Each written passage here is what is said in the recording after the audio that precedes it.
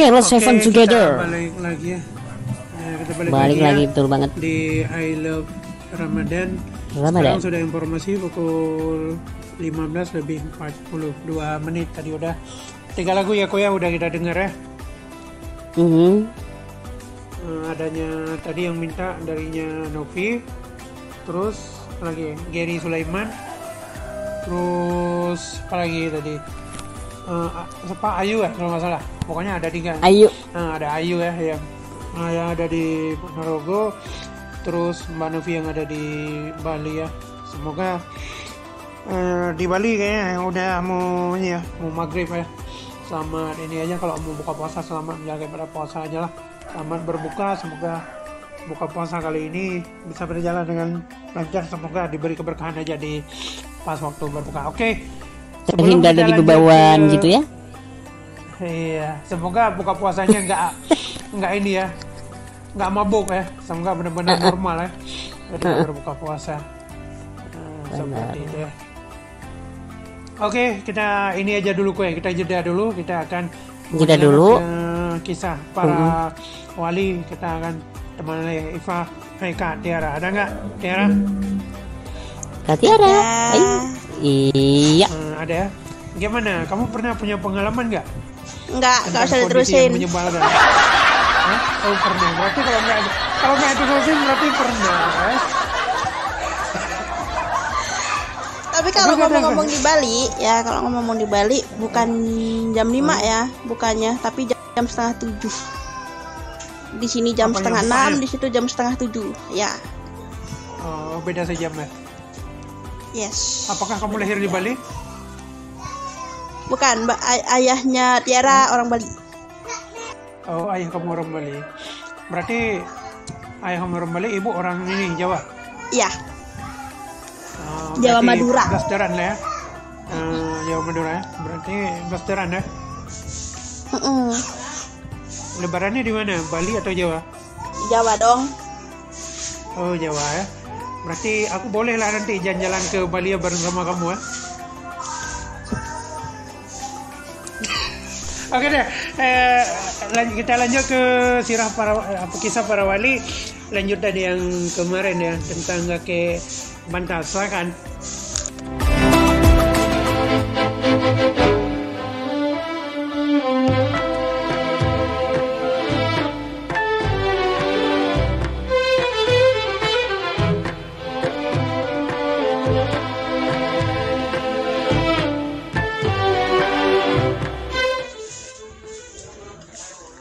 Baik sahabat kreatif, jika kemarin kita membacakan kisah kakek bantal di kerajaan Majapahit, kita akan melanjutkan masih menceritakan si kakek bantal.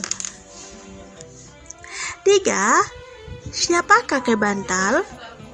Jauh sebelum kakek bantal datang ke Pulau Jawa, sebenarnya sudah ada masyarakat Islam di daerah-daerah pantai utara, termasuk di desa Leran. Hal itu bisa dibuktikan dengan adanya makam seorang wanita bernama Fatimah binti Maimun yang meninggal pada tahun 475 Hijriah atau pada tahun 1082 Masehi. Bahkan pada tahun 99 Hijriah, Sri Maharaja Sirendra Warman dari kerajaan Sriwijaya yang di Sumatera telah masuk Islam. Kemudian pada abad pertama Hijriah, menurut K.H. Sirajuddin Abbas, di Pulau Jawa sudah ada seorang raja yang masuk agama Islam, yaitu Ratu Sima. Menurut dokumen disebut Ratu Saiman. Dalam dokumen itu disebutkan bahwa Ratu Sima adalah penguasa kerajaan Kalingga di Jepara, Jawa Timur. Mungkin dahulu wilayah Jawa Timur, tetapi sekarang kota Jepara adalah daerah Jawa Tengah.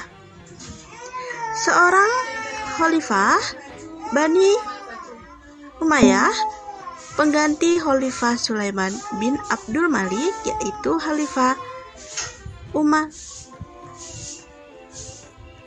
Umar bin Abdul Aziz yang berkuasa dari tahun 99 sampai 101 pernah berkorespondensi dengan Maharaja Jambi Sriwijaya dan Ratu Sima tersebut.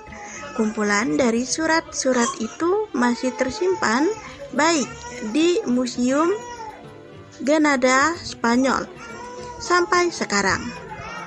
Jadi, sebelum zaman Wali Songo, Islam sudah ada di Pulau Jawa, yaitu daerah Jepara dan Leran. Tetapi, Islam pada masa itu belum berkembang secara besar-besaran. Kakek Bantal diperkirakan datang ke Gresik tahun 1404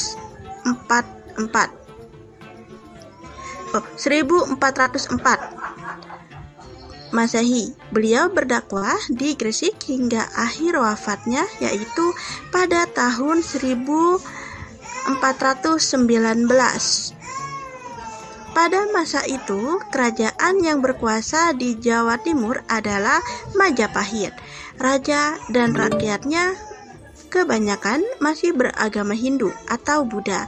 Sebagian rakyat Gresik sudah ada yang beragama Islam, tetapi masih banyak yang beragama Hindu atau bahkan tidak beragama sama sekali. Dalam berdakwah, kakek Bantal menggunakan cara yang bijaksana dan strategi yang tepat. Berdasarkan agama Al-Quran, yaitu hendaknya engkau ajak ke jalan Tuhanmu dengan hikmah dan kebijaksanaan dan dengan petunjuk-petunjuk yang baik, serta ajakan mereka berdialog, bertukar pikiran dengan cara yang sebaik-baiknya. Quran Surat An-Nahl ayat 125. Ada yang menyebutkan bahwa beliau berasal dari Turki dan pernah mengembara di Gujarat, sehingga beliau cukup berpengalaman menghadapi orang-orang Hindu di Pulau Jawa. Gujarat adalah wilayah negeri Hindia yang kebanyakan penduduknya beragama Hindu. Di Jawa, kakek Bantal bukan hanya berhadapan dengan masyarakat Hindu, melainkan juga harus bersabar terhadap mereka yang tak beragama maupun mereka yang terlanjur mengikuti aliran sesat, juga meluruskan iman dari orang-orang Islam yang bercampur dengan kegiatan musyrik. Caranya, beliau tidak langsung menentang kepercayaan mereka yang salah itu, melainkan mendekati mereka dengan penuh hikmah. Beliau menunjukkan keindahan dan ketinggian akhlak Islami sebagaimana ajaran Nabi Muhammad SAW. Dari huruf-huruf Arab yang terdapat di batu nisannya dapat diketahui bahwa Syekh Maulana Malik Ibrahim adalah si kakek Bantal, penolong fakir miskin yang dihormati para pangeran dan para sultan ahli tata negara yang ulum. Hal itu menunjukkan betapa hebat perjuangan beliau terhadap masyarakat, bukan hanya pada kalangan atas, melainkan juga pada golongan rakyat bawah, yaitu kaum fakir miskin. Ayat-ayat Al-Quran yang tertulis di batu nisannya terdiri dari surat Al-Baqarah ayat 255. Allah tidak ada Tuhan melainkan Dia yang hidup kekal lagi terus-menerus mengurus makhluknya, tidak mengantuk dan tidak tidur. Kepunyaannya apa yang di langit dan di bumi. Tiada yang dapat memberi syafaat di sisi Allah tanpa izinnya. Allah mengetahui apa-apa yang ada di hadapan mereka dan di belakang mereka, dan mereka tidak mengetahui apa-apa dari ilmu Allah melainkan apa yang dikehendakinya. Kursi ilmu dan kekuasaan Allah meliputi langit dan bumi, dan Allah tidak merasa berat memelihara keduanya, dan Allah maha tinggi dan maha besar. Surat Al-Imran ayat 185. Tiap-tiap yang berjiwa akan merasakan mati, dan sesungguhnya pada hari kiamat sajalah disempurnakan pahalamu. Barang siapa dijauhkan dari neraka dan dimasukkan ke dalam surga, maka sesungguhnya ia beruntung. Kehidupan di dunia tidak lain hanyalah kesenangan yang memperdaya. Surat Ar-Rahman ayat 25 hingga 27. Semua yang di bumi akan binasa dan tetap kekal. Wajah Tuhanmu yang mempunyai kebesaran dan kemuliaan. Surat At-Taubah ayat 21-22. Tuhan, mereka menggembirakan mereka dengan memberikan rahmat daripadanya, keridhaan dan surga mereka memperoleh di dalamnya kesenangan yang kekal. Mereka kekal di dalamnya selama-lamanya. Sesungguhnya di sisi Allah pahala yang besar. Selanjutnya tertulis data siapa yang dimakamkan di kuburan itu. Inilah makam almarhum Al-Makfur yang berharap rahmat Tuhan, kebanggaan para pangeran sendiri, sultan dan para menteri penolong, para fakir miskin yang berbahagia lagi syahid, cemerlangnya simbol negara dan agama Malik Ibrahim yang terkenal dengan kakek bantal. Allah meliputinya dengan rahmatnya dan keridhoannya dan dimasukkan ke dalam surga. Telah wafat pada hari Senin 12 Rabiul Awal tahun 822 Hijriah. Menurut literatur yang ada, beliau juga ahli pertanian dan ahli pengobatan. Sejak beliau berada di Gresik, hasil pertanian rakyat Gresik meningkat tajam dan orang-orang sakit banyak yang disembuhkannya dengan daun-daunan tertentu. Sifatnya lemah lembut, welas asih, dan ramah tamah kepada semua orang, baik sesama muslim atau dengan non-muslim, membuatnya terkenal sebagai tokoh masyarakat yang disegani dan dihormati. Kepribadiannya yang baik itulah yang menarik hati penduduk setempat, sehingga mereka berbondong-bondong masuk agama Islam dengan sukarela dan menjadi pengikut beliau yang setia. Sebagai misal, bila beliau menghadapi rakyat jelata yang pengetahuannya masih awam sekali, beliau tidak menerangkan Islam secara jelimet. Kaum bahwa tersebut dibimbing untuk bisa mengolah tanah agar sawah dan ladang mereka dapat dipanen lebih banyak lagi. Sesudah itu mereka dianjurkan bersyukur kepada yang memberikan rezeki, yaitu Allah Subhanahu wa Ta'ala.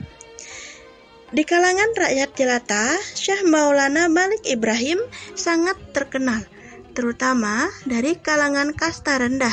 Sebagaimana diketahui, agama Hindu membagi masyarakat menjadi 4 kasta. Kasta Brahmana, Satria, Waisya, dan Sudra.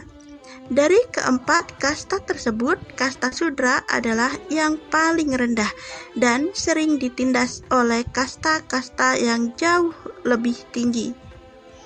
Maka ketika Syekh Maulana Malik Ibrahim menerangkan kedudukan seorang di dalam Islam, orang-orang Sudra dan Waisya banyak yang tertarik. Syekh Maulana Malik Ibrahim menjelaskan bahwa dalam agama Islam semua manusia sama, sederajat. Orang Sudra,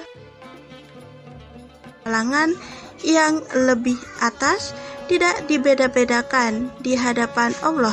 Semua manusia adalah sama, yang paling mulia di antara mereka hanyalah yang paling takwa kepadanya. Takwa itu letaknya di hati-hati yang mengendalikan segala gerak kehidupan manusia untuk berusaha sekuat-kuatnya mengerjakan segala perintah Allah dan menjauhi segala larangannya dengan takwa. Itulah manusia akan hidup berbahagia jika di dunia hingga di akhirat.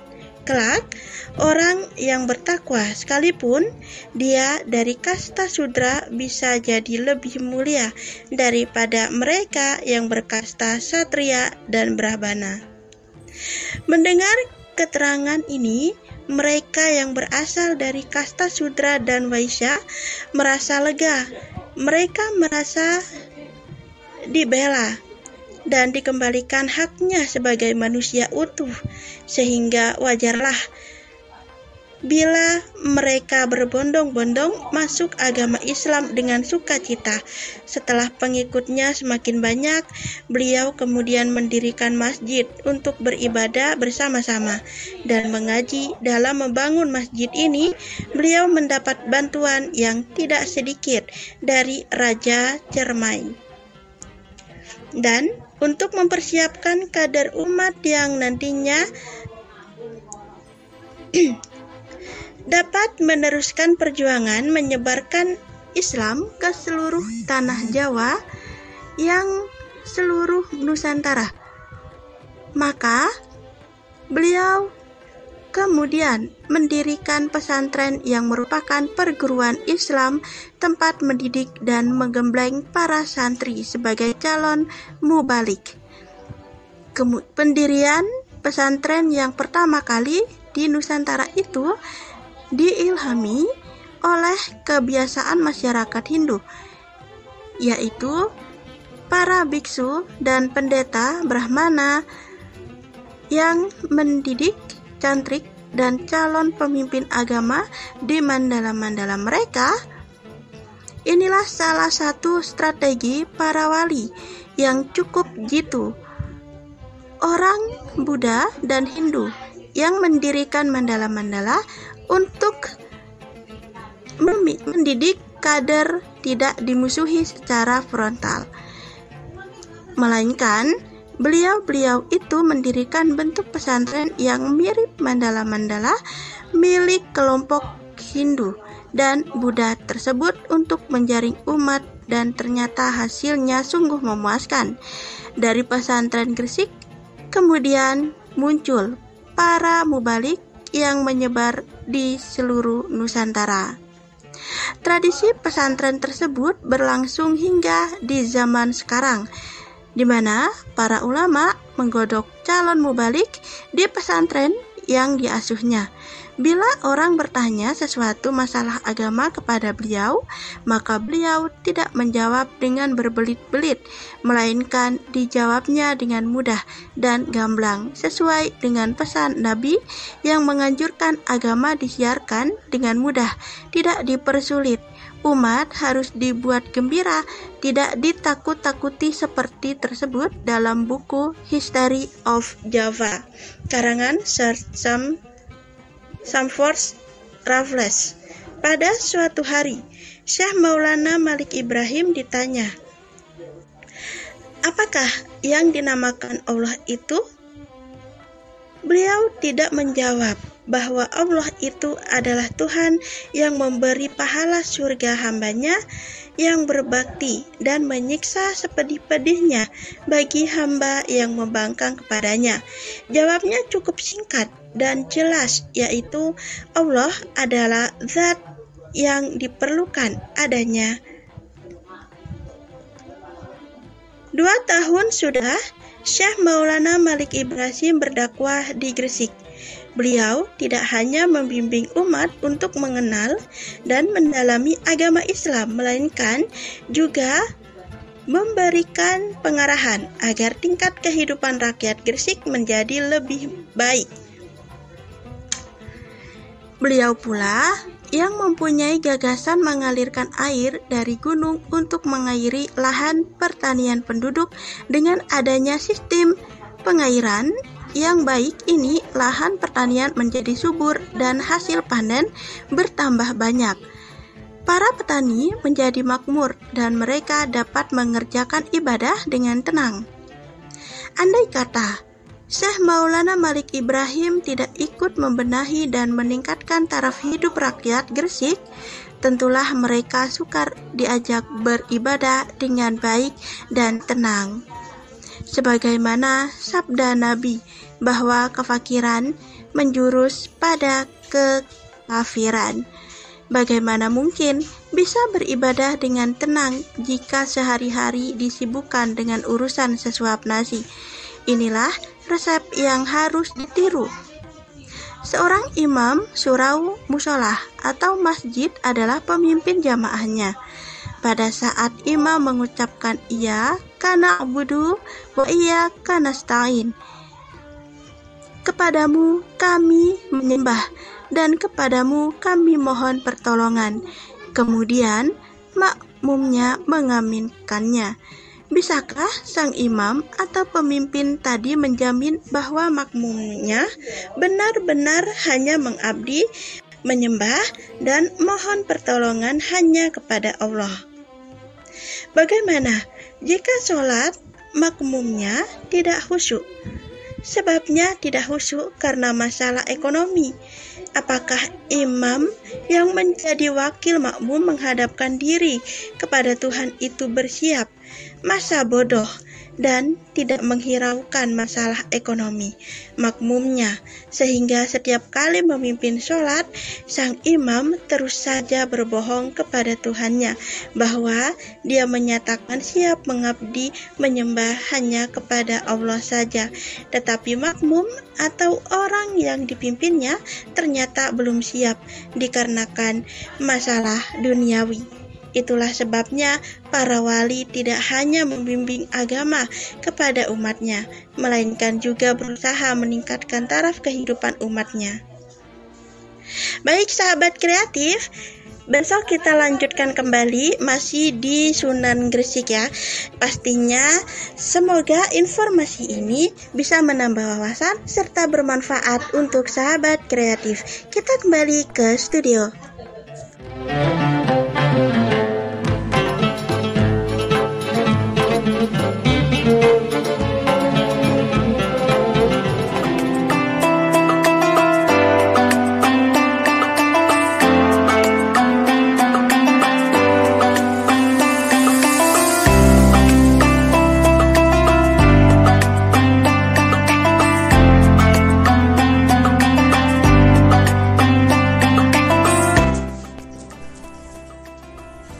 Demikian terima tadi kasih. telah kita ikuti bersama kisah para wali. Oke, kita ucapin terima kasih buat Tiara yang udah menyampaikan informasi buat kita ya, kisah para wali. Apa yang bisa kamu ambil dari kisah ini? Semoga ini bisa menjadi pelajaran buat kamu semua dan juga makin memperdalam ilmu agama dan juga seperti apa Islam yang udah dibawa, karena Islam di Jawa itu dari dulu sudah ada. Setelah itu baru dikembangkan lagi oleh Syekh Maulana sendiri. Semoga ini menjadi manfaat buat kita tinggal menikmatinya saja, tinggal memperdalamkan saja, dan juga tidak perlu ada keributan lagi. Itu ya Ko ya. Betul. Apa yang bisa kamu ambil dari kisah tadi? Banyak Pak. Salah satunya. Apa namanya? Nanti kamu nggak sanggup memikulnya. Satu aja ya. Kalau terlalu banyak nanti kamu nggak sanggup memikulnya. Oh iya, termasuk memikul beban perasaan. Iya. Terlalu banyak beban nanti kamu jatuh ketika jalan. Jatuh sakit nanti. Iya. Kok muter-muter Sakitnya sih tuh di suaraku? sini ya. Enggak, normal. Normal ya, oke. Hmm. Astagfirullahalazim. Main tembak sembarangan dah. Tembak. Udah lanjut. Nggak sopan ya. Nggak sopan memang. Ya udah lanjut lah. Kita nggak usah berdiri yang di belakang. Lanjut. Jadi gini, Gimana? aku yang apa ya? Hmm. Yang ini tadi sih terakhir, yang mana imam masa bodoh dengan makmum gitu. Dan dia terus berbohong kepada Tuhannya. Nah, jadi yang penting dirinya khusyuk. Ya sudah, masa bodoh dengan makmum ya aku seolah-olah begitu ya. Ya, Padahal seperti yang dosanya kan dikatakan ke oleh dia juga kan. ya, seperti yang dikatakan oleh iblis ya. Ana rabbukul a'la ya. Aku lebih baik dari dia. Betul. Tapi kan dia menanggung dosa yang di belakang. Iya. Walaupun dia lurus, tapi makmum dia nggak lurus. Iya. Sama, makanya kalau dibilang sama juga seperti para pemimpin kan. Kalau pemimpin ingin berbuat baik, tapi kalau rakyatnya nggak beres, tetap juga dosa rakyat Sama dia aja. yang nanggung. Iya, makanya pemimpin, Iya. pemimpin dari situlah.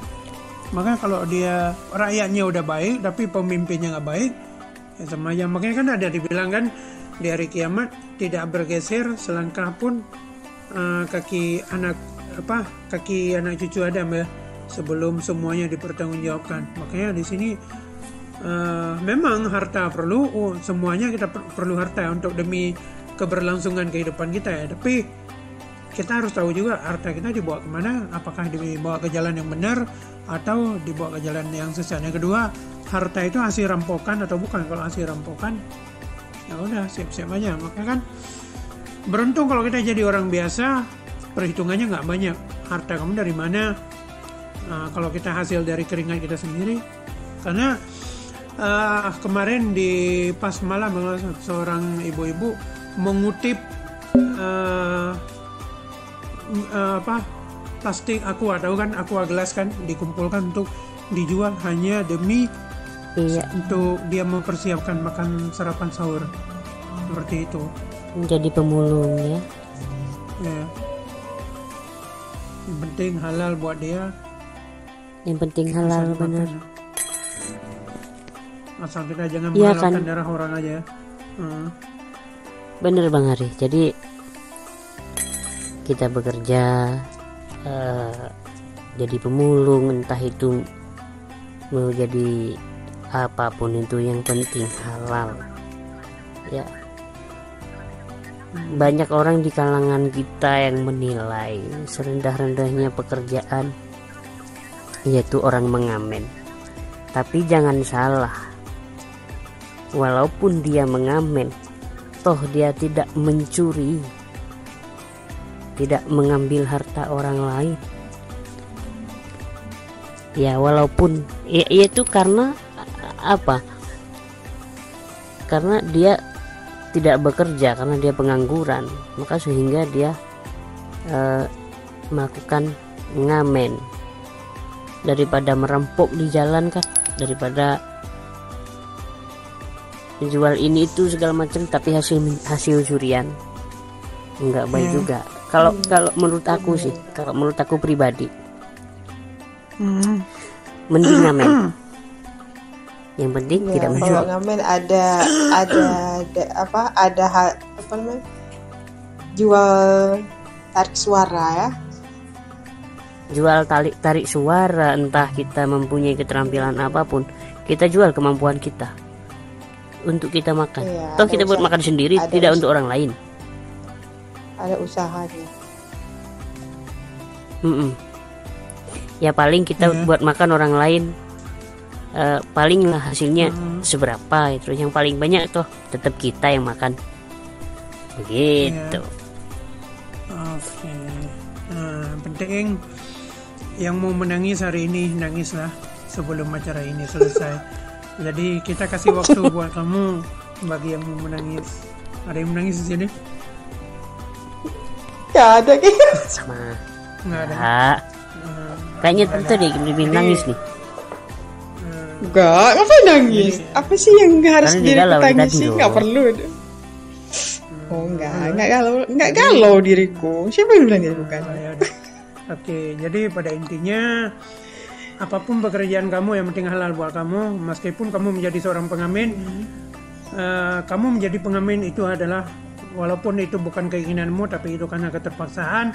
Yang penting kamu tidak mengganggu Benar. kehidupan orang lain. Yang kedua, jika kamu seorang terapis atau seorang tukang pijit atau terapis tradisional, baik itu bekam atau yang lainnya, jika itu halal karena itu adalah bidangnya, kamu tidak mengganggu kehidupan orang lain. Yang penting kamu bisa menyuapi diri kamu sendiri, kamu tidak disuap oleh orang lain, asalkan itu halal buat kamu. Ketika di hari kiamat kamu bisa mempertanggungjawabkan ketika diminta pertanggungjawaban di hari akhirat. Karena buat apa terlalu banyak berlimpah miliaran triliunan tapi jika hasilnya adalah hasil rampokan seperti itu. Iya, Mungkin benar kalau banget. gitu, cuman saya Silakan, di Tante. sini nggak bisa kita bilang ada yang mau ditambah karena di sini nggak bisa kita bahas masalah itu, nanti di program lain baru bisa ya. Iya, Udah cukup lah. Cukup. udah cukup lah. Cup lah, jangan nangis lah. Cup. Ini pengen nangis. Derita tadi diriku dibilang nangis. Ya. Oke, jadi seperti itu ya. Oke. Jadi pembahasan kita, tema topik kita hari ini adalah berbuka puasa dengan kondisi tidak stabil, yaitu Tidak stabil. kondisi Bau. tubuh. Iya, bener banget. Dan Itu belum mengungkap kecampur. tentang kejujuran. Nah, itu belum kecampur dengan ini ya, bagi orang yang pilek yang bersin-bersinan sering keluar ingusan. Aduh. Es krim gitu. Kalau udah kayak gitu mending gak usah pergi Iya. aja lah, udah di rumah aja daripada Itu bagiku nggak ngaruh. Yang sangat ngefek Es krim, baunya. Ya, kalau itu masih mending lah. Es krim keluar tidak mengganggu orang lain. Ya. Tidak mengganggu orang lain. Toh dia deket Itu sama asli aku. loh es krim. Ya. Kalau Iya, kalau misalnya itu dia Hup. Ya udah, aku tinggal keoleskan bajunya, dia balik aja. Ya. Sampai rumah cuci tangan. Ya, tapi yang Hah? lebih menjengkelkan yaitu dia tadi, seperti yang kita bilang tadi ya, yaitu adalah jika kamu ingin buka puasa bareng, lebih baik jika baju kamu jangan udah lama kamu nggak pernah ganti, usahakan gantilah, jangan mengganggu orang lain. Ini enggak, baju udah nggak pernah cuci, mungkin entah males nyuci atau kalau perlu taruhlah minyak wangi agar nggak mengganggu kondisi orang lain. Kalau perlu, apa susahnya sih kamu beli Rexona ini ya, pengharum badan ya. Kita nggak hampir tadi aku tuh boleh. Kamu bisa memakainya untuk yang menghilangkan bau badan. Kamu belilah obatnya, karena apa susahnya sih 3.500 satu. Kalau yang saset, kalau yang botol kamu bisa belinya sekitar 20.000 atau 15.000 seperti itu. 15.000 dapat kok itu yang botolan. Depan, satu botol. Dapat. mau lebih murah lagi. Atau pasta gigi juga murah-murah, harga yang 3.000. Kalau lebih murah ada caranya. Kamu beli gapurnya, nanti kalau gapur itu kamu taruh air, kamu kucuk-kucuk, kamu oles di badan kamu, aman kok itu. Kalau kamu nggak mau beli yang lengket-lengket gitu. Bener. Iya benar. Kalau pakai itu aman itu, nggak mau. Iya, asal siapa ya badan kamu putih deh. Apalagi Atau kalau yang lebih gitu. aman lagi, Nah, pakai tawas saja. Nah, Apa itu sah? dia. Kalau enggak Di tukang bangunan kalau lebih ada aman, kok. 5.000 atau daun sirih harganya. Daun sirih Daun sirih juga daun sirih boleh. boleh. Gratis kok itu. Gratis. Di belakang Tinggal minta rumah aja di banyak sini. tuh. Kalau datang ke sini aku mintain ke Bu Iem. Ke Bu Iam. Bu Iam tukang inang dia. Karena daun jeruk kalau perlu dikunyah dulu juga boleh, habis itu kemudian tempel deh di kayak orang sakit gitu itu. Tapi dengar dulu, gimana kalau orang bau kayak gini kan pas buka puasa di dalam mobilnya ber-AC. Aduh, Ya Allah, menderita betapa deh aku. pengapnya. Betapa menderitanya hidupku. Tante menderita. Nasibku sungguh malang. Menderita Iya, banget deh apalagi kalau kalau ada di kayak dalam gitu. AC tuh. Kalau dalam AC mungkin, kalau mobil apalagi kalau driver bisa buka kaca. Tapi kalau sekarang mobil-mobil baru sekarang kan bisa udah ada pembatas antara driver dengan si driver sendiri dengan si penumpang sendiri ya. Mungkin Koko karena aku tinggal di Jawa mungkin tahu ya, kalau sekarang kan udah ada skatnya karena udah ada pembatas antara penumpang dengan si driver itu sendiri. Nah, jika kita sendiri naik mobil ber-AC terus ketutup secara otomatis, gimana dapat kayak gitu, apalagi buka puasa dalam mobil. Satu orang aja dapat model kayak gitu. Wah. Satu orang yang berbuat, Semua kena. umat semobil kena semua. Tadi bilang betapa menderitanya itu. Ya Allah. Dari kru mobil udah siap-siap deh menyiapkan pewangi. Pewangi, nampaknya pewangi 1 bungkus kurang ya. 1 kilo Tambah harus dihabisin ya. Kayak bau apa lah itu ya, aduh. Ah, entah. Bayangkan saja udah sakit kepala diriku kok, apalagi pengalamannya. Bau apa kan? Bau apa ya tante ya? Tahu Aduh. orang nggak mandi 2 hari, belum lagi keluar keringatnya tuh. Keluar keringatnya apalagi kalau siang tuh. Kalau siang, kalau mataharinya lagi terik, lagi panas banget, keluar keringatnya, belum lagi bau badannya ketika diangkat tangannya keteknya. Alah, baunya. Asyik. Dari bilang mau dari bilang membayangkan saja sudah pening kepala diriku, apalagi Membayangkan mengalaminya. saja Aduh. sudah pening. Apalagi dalam pesawat nih. Kalau kita tahu dalam pesawat kondisi pesawat seperti apa.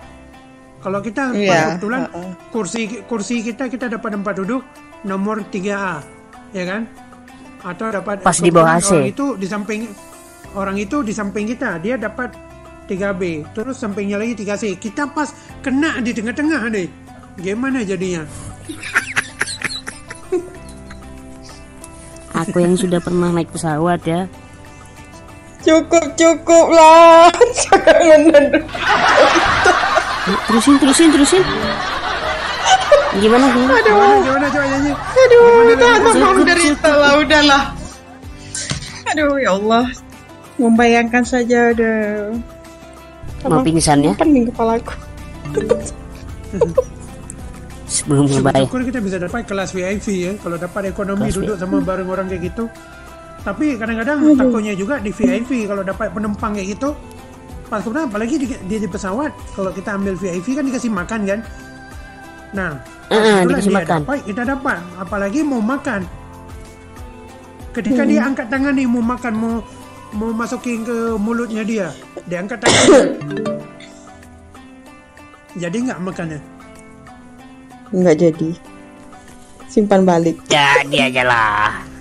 Itu udah kepalang Nggak tangguh. mau. Kalau ditanya sama pramugari, ibu kenapa tidak makan? Menjawab apa? Masih kenyang. Dibungkus saja bu, atau mau kami bungkus? Kami Oh, ya bungkus ini, boleh. Bu. Oh, boleh. Boleh, tapi makannya nggak di sini. Jadi takut kalau- mubazir kalau- juga rumahnya dia bang. Kalau pramugarinya bau gimana? Tapi pramugari nggak mungkin bau kan? Oh, nggak mungkin bau. Pramugari nggak mungkin bau. Pramugari wow gitu ya. Apalagi kalau yang dengar yang di belakang gitu. Ajab-ajab deh pokoknya. Ajib Tapi ajib. ada juga loh pramugari yang nggak wow. Aku pernah nih itu, Ada ya. ada. Nggak semuanya Kalau yang pramugari mau- itu wow. Kalau mau pramugari yang mau ada dua pesawat. dua perusahaan pesawat, L sama G. Oh, Kamu naik pesawat L, ya. pramugarinya bening. Mata kamu yang Bening, tadinya ya. nggak melihat jadi melihat.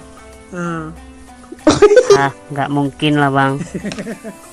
Lihat uang aja nggak bisa, apalagi lihat pramugari.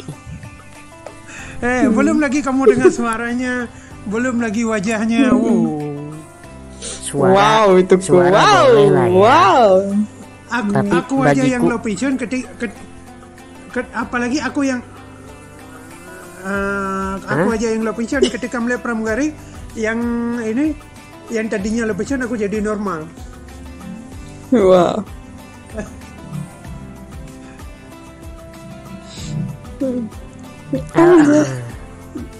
Jadi yang ngomong itu tergoda gitu. Asal jangan kamu ini aja, jangan kamu ambil ini aja lah, pesawat S atau A S B. Tapi kalau kamu ambil L ASB, sama G masih itu mending aman ya. gitu. G bukan mending, emang bening-bening gitu. G L, tapi kalau S G A L B, tapi S A B